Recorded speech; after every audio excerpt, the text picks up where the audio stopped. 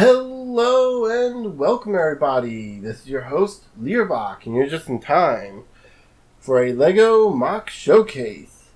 This time, we're looking at something that's not an Atlas. We're looking at P-body. This is the LEGO P-body Prime. So this is the basic P-body model, as you can tell from the orange coloring. That is very reminiscent of the P-body character from Portal 2, hence the joke. For those that do not know what an Atlas is, here's the Atlas Charger.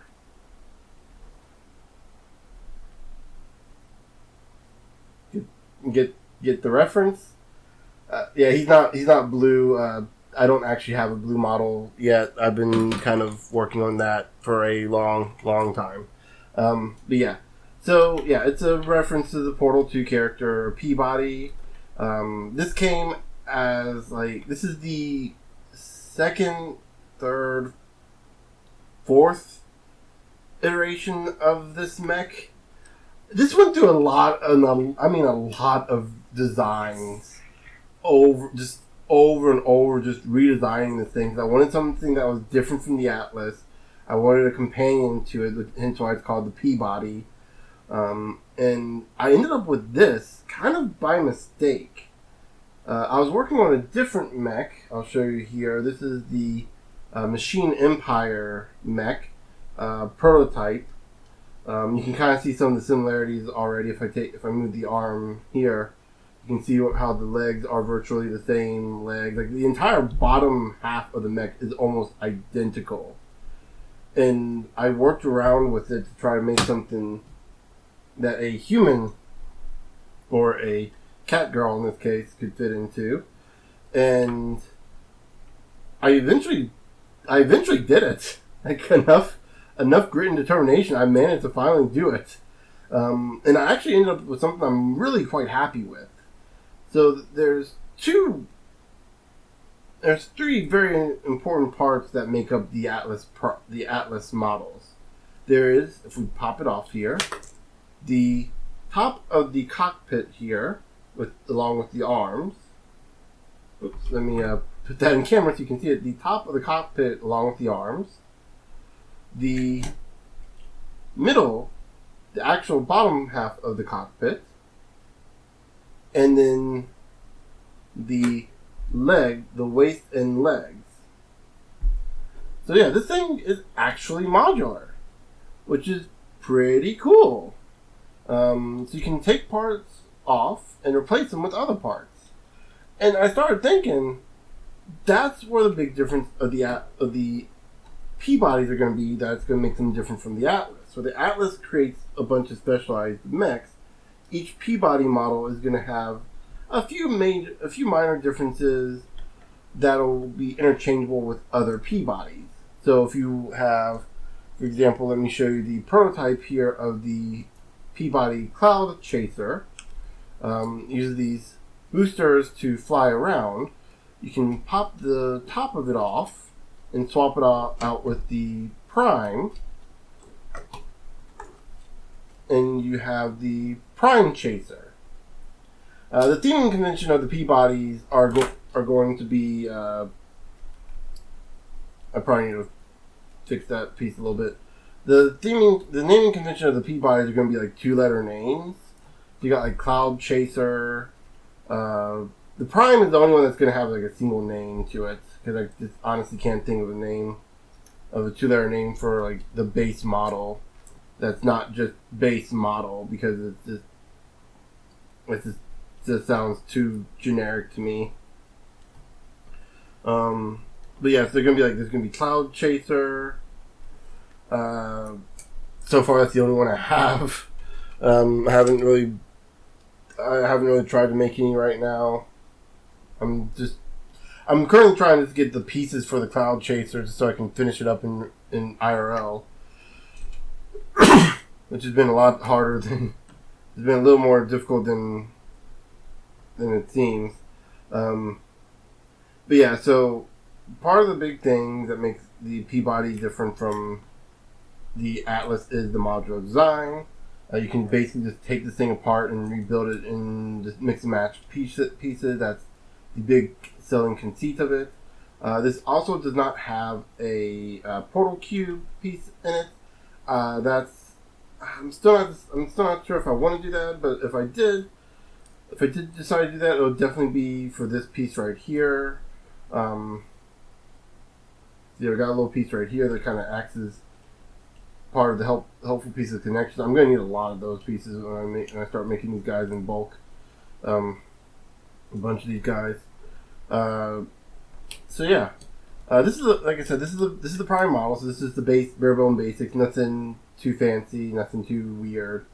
This one in particular has a bit of a custom job here with this little feature here. I'm not sure what it is yet. It's just kind of actually no. Here's what this is.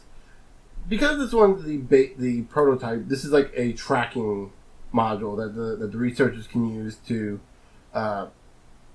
monitor it quickly without having to go into the actual mech itself and monitor. So like when they're having like pilots and they're doing the test, they can kind of like very quickly just pop this thing off, throw it in the computer, and then it will like read all the stuff for them, do all the readouts for them and whatnot. And because this is a modular mech, you can pop it off, and then this can be used on other mechs for other purposes. So it could be used as like a tracking module. So if you wanted to attach it to Peabody Shadow Hunter, like a stealth model, I just saw that name off the top of my head. That's not a bad name actually. Well, you rework it a little bit, but you hook it onto the Shadow Hunter. You can use it as GPS tracking or something like that. Excuse me. What else? Is there anything else I can think of? As always, give credit where credit is due. The legs come from the Lego Iron Man mech set. This is like a $9 set you could get at Target. $10 set, excuse me. I think its companion set was like Thanos mech, but I didn't get that because I didn't like. I got it primarily because I liked the way the mech looked, and I thought, hey, I could probably use some of the same designs and design philosophies and pieces in that to accommodate my other mechs. As always, my opinion on using pre-made designs, it's gonna happen either by mistake or by design. It's fine. Again, as long as you give credit where credit is due. At this point, you probably know where the feet came from. If you've seen them in other videos, these feet came from the Lego Samurai mech. Different pieces, obviously, but like the same design. I thought it was so good. Why bother trying to build on perfection? As long as you don't use the whole thing. As long as you don't use the whole thing and try to pass off as your own, you're fine. As long as you make enough of the change that it's significantly different, it's okay to have a few pieces in there as like homage. In this case, it's just the bottom half of the legs, which, granted, they're from two completely different sets. I think it probably counts as original just to combine them together anyway. At least to some degree, right? So yeah, I got the black cockpit here, which represents the face, what you would want to look at. The design of the Peabody is a lot more robotic than the Atlas, though they're both very much still robots.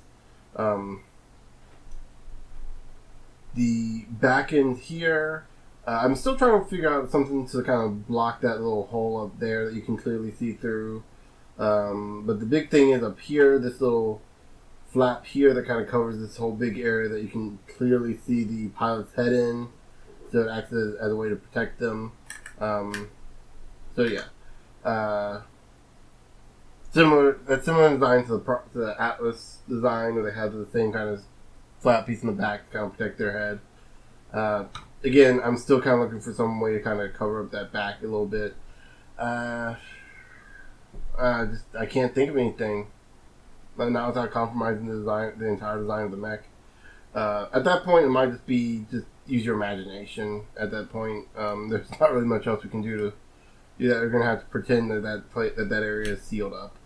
But yeah, so at the Atlas or the Peabody Prime. And hopefully by the time I finish another one of these and start working on them, I'll finally got done with saying Atlas and started saying Peabody. I re-recorded this like 3 times because I wasn't happy with the first 2. Every single time I keep calling it Atlas because it's the first one I made. And so of course it's stuck in my head. But with all that said, that little bit of rambling at the end, I think it's good time to end here. So yeah, with all that said, I'll see you guys later.